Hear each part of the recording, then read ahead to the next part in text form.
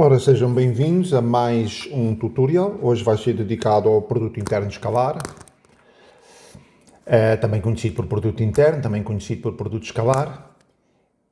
O que acontece é que na álgebra mais avançada, a álgebra dos espaços vetoriais, é definido um produto interno como um operador que atua em vetores pode haver vários tipos de produto interno, ok? E é definido como sendo um operador que obedece a um conjunto de regras, como seja a comutatividade e mais umas quantas outras propriedades. Ok, mas nós não vamos tratar disso, que são tópicos avançados da álgebra linear. Vamos só tratar do também conhecido o produto escalar. No fundo é um caso particular, aquele produto escalar que nós aprendemos na escola, é um caso particular da situação mais genérica que são os produtos internos, ok? Portanto, por isso é que eu pus aqui produto interno escalar, porque se eu disser só produto interno, toda a gente sabe o que é, mas em termos formais não fica bem correto, ok? Eu tenho que dizer que é o produto escalar, ok? Sim, senhor. Pronto, o importante é que se perceba o que é que estamos a tratar. Ora bem, portanto, para aqueles que já sabem, já conhecem, pois é simplesmente relembrar algumas ideias e ver como vamos deduzir este produto escalar a partir da lei dos cossenos. Ok? Então, o que é que nós temos aqui? Nós temos, vamos ver aqui, ok? Ora bem, o que é que nós temos? Temos dois vetores, portanto, o produto escalar é um operador vetorial, ela opera em dois vetores e vai nos devolver um escalar, ok? Portanto, um valor numérico. Ora bem, nós temos o vetor A, ok? Nós vamos ter aqui o vetor B, ok? E agora vamos arranjar um operador que opera nestes dois vetores. Portanto, os vetores fazem um ângulo alfa, ok? Pronto, agora, de onde vem a necessidade deste operador? Poderá ter múltiplas interpretações. Por exemplo, na física tem uma interpretação, há muitos casos em que vamos aplicar o produto escalar, mas na física um exemplo que se costuma dar é o trabalho. O trabalho de uma força, ok? Imaginando que aqui o A era a força, era o deslocamento, portanto aqui o A seria igual ao vetor de deslocamento e o B seria igual à força. Então, o trabalho é igual à componente da força vezes o deslocamento, ok? Pronto, não vamos agora aqui entrar em muito mais pormenores, que isso é do âmbito da física. Portanto, aqui o importante é que se eu quiser decompor este B, imaginando que esta era a força da física, ok? E aqui seria o deslocamento, e portanto ao decompor a força em duas componentes, uma na direção do deslocamento, eu depois vou ter aqui que será B cosseno de alfa, ok? Como já sabemos. Pronto, e então basicamente o que temos é que definimos o produto interno de A interno B como sendo o produto o modo de A vezes e o módulo da componente de B aqui na direção de A, ou seja, B cosseno de alfa. E portanto, logo daqui vemos que o produto escalar é comutativo. Normalmente representa-se assim por um pontinho entre os vetores, não é? E, portanto, vemos que é comutativo, ou, portanto, que A interno B é igual a B interno A. Ok? Porque seria a mesma coisa se eu considerasse esta direção, ou seja, se eu considerasse esta como a direção principal, e agora ao projetar este vetor aqui, eu teria o A cosseno de alfa. Ok? E que depois multiplicaria aqui pelo B. Multiplicaria aqui por este B. Ok? Portanto, o referencial seria outro, mas o resultado, sendo um número escalar, é o mesmo. Ok? Portanto, o produto interno, ou o produto escalar, melhor dizendo, é comutativo. Sim, senhor. Ora, e agora vamos encontrar uma fórmula muito famosa, muito prática para calcular o produto interno de vetores. E vamos recorrer-nos da lei dos cossenos. Ok? Portanto, nós, ao repararmos que temos aqui um cosseno, nós lembramos-nos da lei dos cossenos. Nós lembramos-nos que num triângulo, ok? Tenho aqui o A, B,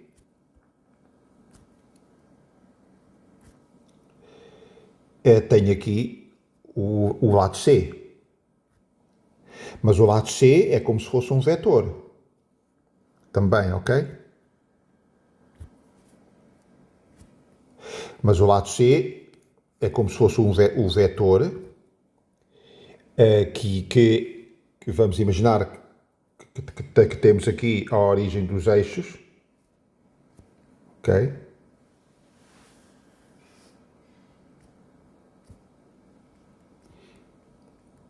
Claro que este produto interno, por acaso, ele é válido em N dimensões, não só em 2 dimensões, ok? Nós aqui só vamos fazer a demonstração simples para ter uma intuição de onde vem a forma, vamos demonstrar apenas para 2 dimensões, ok? Mas a forma depois é a mesma para N dimensões. Portanto, aqui tenho o vetor A, o vetor B, e o vetor, se considerando que este ponto aqui é o A, e este ponto é o B, nem preciso de considerar pontos. Basta chamar a atenção que o vetor C é igual ao vetor A menos o vetor B, ok? Portanto, relembrando que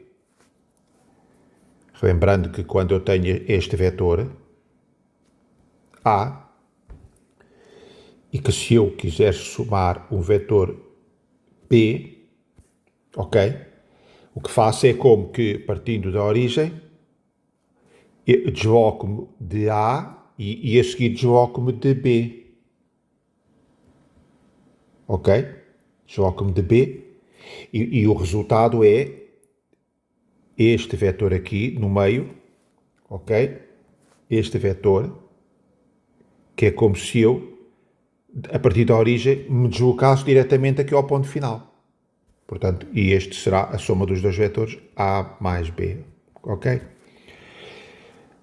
Aqui não é A mais B, porque se fosse A mais B, o resultado estaria aqui, mas sim é A menos B, ok? Para vermos que é A menos B, consideramos que se eu tenho aqui o A,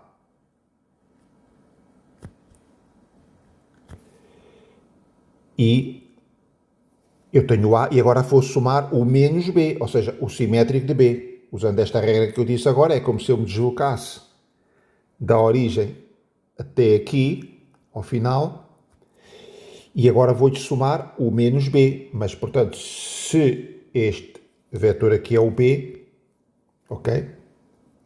Portanto, se este é o B, então o menos B será o simétrico aqui, menos B. E, portanto, aqui A, e agora somo-lhe o menos B, que seria este. Ok? Menos B. Ok? E, portanto, acabei de dizer que a regra é que o resultado ou seja, de A menos B é como se eu tivesse da origem e me deslocasse diretamente ao final. Portanto, será este aqui. Ok? Este vetor é o A menos B. Ok? Aqui está posicionado na origem e aqui está posicionado aqui neste outro ponto, porque os vetores são livres. Os vetores, todos os vetores, eles são livres. Salvo informação em contrário, sempre que falamos em vetor, o vetor ele é colocado onde nós quisermos. O vetor representa a expressão de um determinado deslocamento, não está agarrado a nenhum ponto fixo. Ok? Enfim, mais ou menos, não sei se me explico. Pronto, e então, portanto, aqui o C, que é este terceiro lado do triângulo, não é mais do que A menos B, os vetores A menos B. Sim, senhora. Portanto, então o que é que eu vou agora aqui fazer? Eu vou relembrar a lei dos cossenos e vou dizer que o C, que é o lado oposto, o C ao quadrado, é igual a A quadrado mais B quadrado menos 2AB, o cosseno de alfa. Eu chamo-lhe alfa. O cosseno de alfa. Ok? Aqui, alfa. Sim, senhora. Mas o C é A menos B. Ok? E, portanto, o comprimento do C é a raiz quadrada, porque isto é pelo teorema de Pitágoras. A raiz quadrada da... Ou é melhor escrever o C. Vamos por fases. Portanto, o C é igual a A menos B. Ok? Portanto, fica o A, vamos dizer A1, A2, menos o B, vamos dizer que tem coordenadas B1, B2, ok? E que, portanto, dá A1 menos B1, A2 menos B2, ok? É o vetor C. Portanto, qual é a norma de C? Portanto, C é pelo teorema de Pitágoras. A raiz quadrada da soma dos quadrados dos catetos.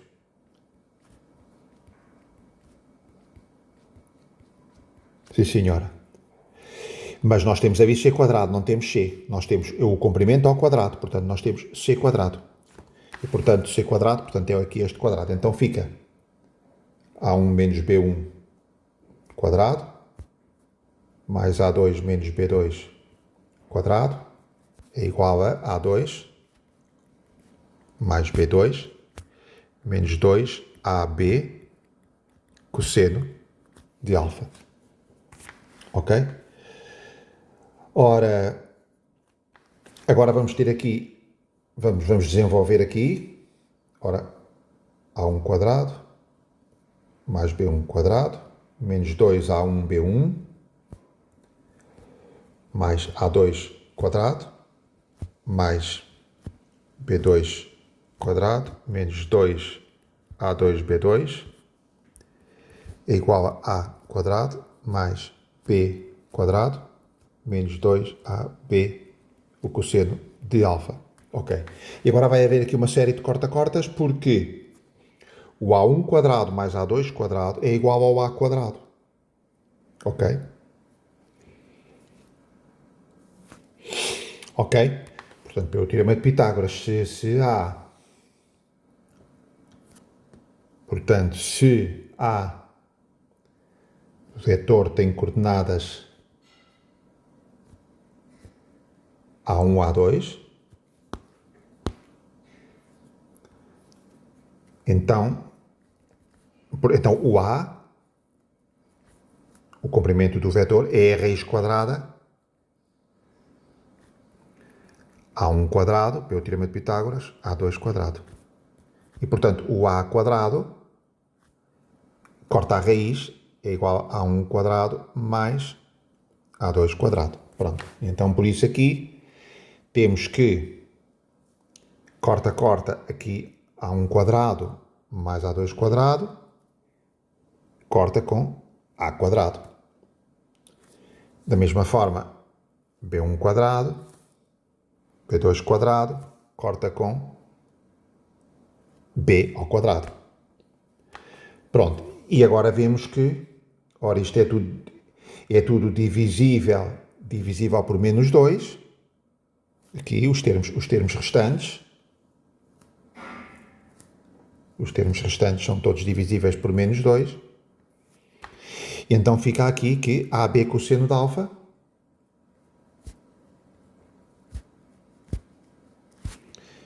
é igual a A1B1 mais A2B2. Mas AB cosseno de alfa era a nossa definição do produto interno que nós definimos. Nós definimos o produto interno escalar como um operador sobre dois vetores e cujo resultado é um escalar. E o escalar é este. É o produto dos comprimentos dos dois vetores vezes o cosseno do ângulo entre eles. Esta é a definição. O produto é definido assim porque assim tem uma representação. Isto não é definido assim só porque se inventa só para andar aqui a brincar às matemáticas. Foi o que eu disse. Ela é definida assim porque ele tem uma interpretação física perfeitamente importantíssima. Qual eu dei o exemplo do trabalho, no caso da física, e em muitas outras situações, ok? Portanto, as coisas não foram inventadas só para andar aqui a brincar. Portanto, o produto, ok? Isso é importante que se tenha essa noção. Ok? Portanto, isto não é inventado só porque sim. Vamos inventar agora uma operação qualquer. Ok? Não, ela tem um significado. E por isso se definiu, porque tem uma interpretação física importante e depois tem muitas aplicações. E tem outro tipo de aplicações na geometria ok? Por exemplo, que é muito importante para obtermos vetores perpendiculares. Quando precisamos de um vetor perpendicular, ou um outro vetor, ou uma superfície, na geometria analítica, para construir equações de planos, etc, etc, etc. Pronto, e então temos o produto escalar, é definido desta maneira. O produto dos comprimentos vezes o cosseno. E agora reparamos, e chegamos à conclusão pela lei dos cossenos, que esse produto dos comprimentos vezes o cosseno é a soma das coordenadas homólogas, do produto das coordenadas homólogas. Ok? Pronto, então chegamos aqui a esta conclusão. Que A interno B, que é igual a AB cosseno de alfa, e que é igual a isto. Ok? Pronto. E isto também nos permite obter o cosseno de dois ângulos a partir das coordenadas. E dos módulos, ok? Portanto, dá para andar nos dois sentidos. Ora, o que é que se pode tirar aqui também, logo um caso particular que é muito usado, é quando os vetores são perpendiculares. Portanto, quando os vetores são perpendiculares, ora, quando os vetores são perpendiculares, portanto, o alfa é 90 graus. E o cosseno de 90 graus é zero. Ok? Vejam isso no círculo trigonométrico. Ok? Portanto, se o cosseno de 90 é zero, portanto, o produto interno escalar terá que ser zero. E, portanto, esta soma aqui, pois, ela terá que ser zero também. Ok? Vamos ver um exemplo. Um exemplo que um vetor A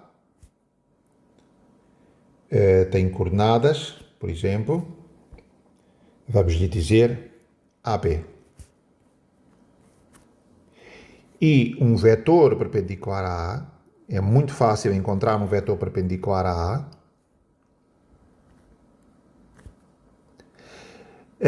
Basta trocar aqui a ordem das coordenadas, BA, e mudando o sinal de qualquer uma delas.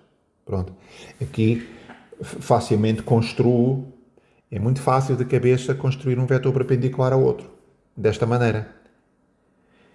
E porque isto garante-me que, ao fazer o produto interno com esta regra, okay, vamos dizer que este era o vetor B,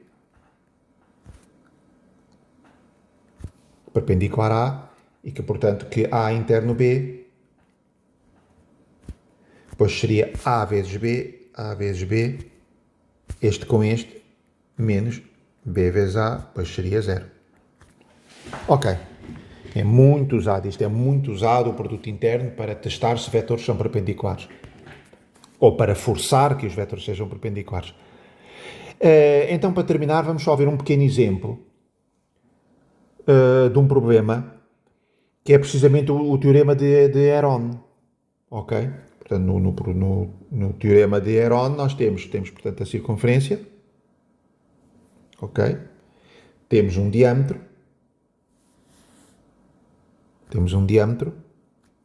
O centro. E o que nos diz que qualquer ponto sobre a circunferência, ao traçar o triângulo em relação a estes extremos do diâmetro, que vai-me dar um triângulo retângulo aqui. É o que diz o teorema de Heron.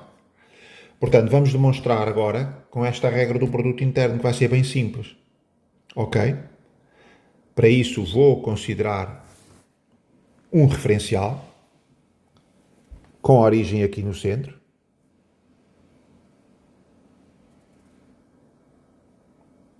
Ok? Vou considerar um círculo unitário, para simplificar, porque, portanto, de raio 1. Ok? Porque, como facilmente se vê, eu para estudar um ângulo, o ângulo não vai ter nada a ver com o tamanho do círculo. O que interessa é as proporções da figura, em termos de... Ok? Portanto, vou considerar o círculo unitário. Então, sendo assim, vou dizer que tenho este ponto. Quais são as suas coordenadas? A abscissa 1, a ordenada 0. E este outro ponto, portanto, são os extremos do diâmetro. Vou dizer que é a abscissa menos 1, a ordenada 0. Pronto. E este ângulo é um ângulo alfa. Este não. Eu não quero este.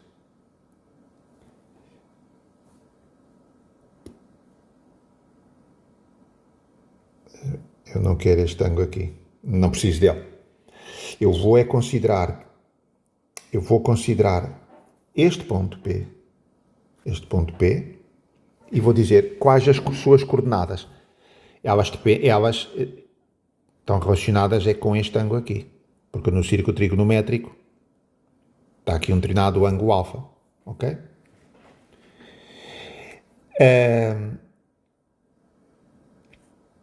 Ok. Quais as suas coordenadas? É muito simples. É um cosseno de alfa, vírgula, seno de alfa. Certo? Isto tem a ver com o círculo trigonométrico. Lembrem-se que quando eu tenho aqui, isto é como se fosse aqui um retângulo, um triângulo retângulo, digo, e que, portanto, tenho o ponto P, que projeta aqui embaixo na abscissa, que dá P cosseno de alfa, mas o P aqui tem comprimento 1, portanto, aqui dá o cosseno de alfa, e aqui a ordenada dá o seno de alfa. Ok? Portanto, este ponto genérico, um ponto sobre a circunferência, vai ter as coordenadas cosseno de alfa, seno de alfa. Ok? São as coordenadas paramétricas de uma circunferência. Okay? Quem se lembra, na escola da geometria, lembra-se que tínhamos as coordenadas paramétricas de uma circunferência. Uma circunferência de equação cartesiana x² mais y² igual a r ao quadrado, centrada na origem, mas que também podia ter uma representação paramétrica, x igual a r cosseno de alfa, y igual a r seno de alfa, ok? Para quem se lembra, ok. Quando alfa variava entre 0 e 2π. Ok, mas não vamos entrar agora por aqui, que isto não interessa. Pronto, é só para interiorizar bem que o ponto P tem estas coordenadas, seja o alfa qual for. Ok? Todos os pontos com estas características estão sob a circunferência de raio unitário. Ora bem, então o que é que nós vamos agora fazer? O que eu quero demonstrar é que este ângulo azul é um ângulo de 90 graus. Então eu tenho que demonstrar que estes dois vetores, este vetor aqui, V1, e que este aqui, V2, para calcular o produto interno deles, terá que dar 0. E então aqui sim, este ângulo aqui será um ângulo reto. Ok? Pronto, então tenho V1, aqui é igual a V1, é igual a P menos este ponto aqui. Vai ser P menos este ponto, porque é a diferença destes dois pontos. Portanto, fica que V1 é igual a cosseno de alfa menos este, ou seja, menos 1 dá mais 1, vírgula, seno de alfa. V2 é igual a... Isto pode ser nos dois sentidos, porque no caso de um produto interno, e portanto para ver se eles são perpendiculares, pois não importa o sentido. Poderia ser este P menos este, ou o seu simétrico, não importa. Okay? Isso não vai fazer variar o valor. Se eles são perpendiculares, pois vai ter que dar 0 de qualquer maneira. Portanto, V2, portanto vou dizer que é cosseno de alfa menos 1 e seno de alfa menos 0, seno de alfa.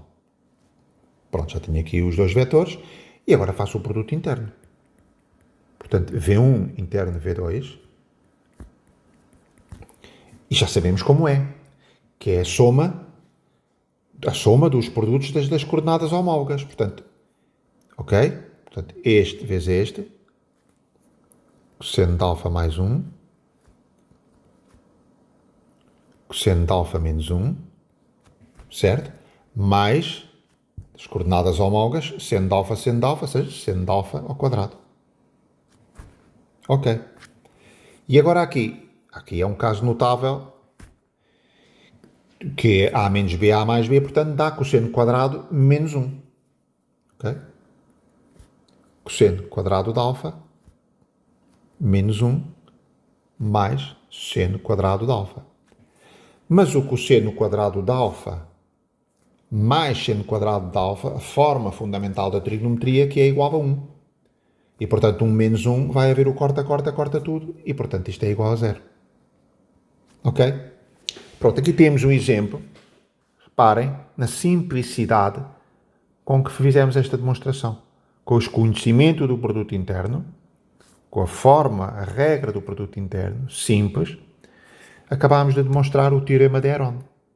Ok? Esta demonstração ocorreu-me no outro dia, eu nem a vi em lado nenhum, mas quando estava a estudar o teorema de Heron, eu próprio disse assim, deixa-me cá fazer este teste, e na altura fiz este teste, e claro, tinha que bater certo, não é? E pronto, e aqui temos mais um exemplo. Tínhamos demonstrado o teorema de Heron noutro tutorial por outro método qualquer, que já nem me recordo. E agora aqui demonstramos desta outra maneira, recorrendo ao produto interno. Ok, isto é só para relembrar, não é? Pronto, espero que as pessoas, à partida, como eu disse, estes meus tutoriais são destinados a pessoas que já têm conhecimentos de matemática e que já conhecem mais ou menos todos os temas que eu estou aqui a tratar. Isto é apenas uma forma de sedimentar as bases para depois então passarmos para tópicos mais avançados. Ok? Mas pronto, mas primeiro queria construir aqui uma base de sustentação, sedimentando as bases e chamando a atenção todas as formas fundamentais, as quais iremos precisar delas para futuros tutoriais. Então, obrigado e até uma próxima oportunidade.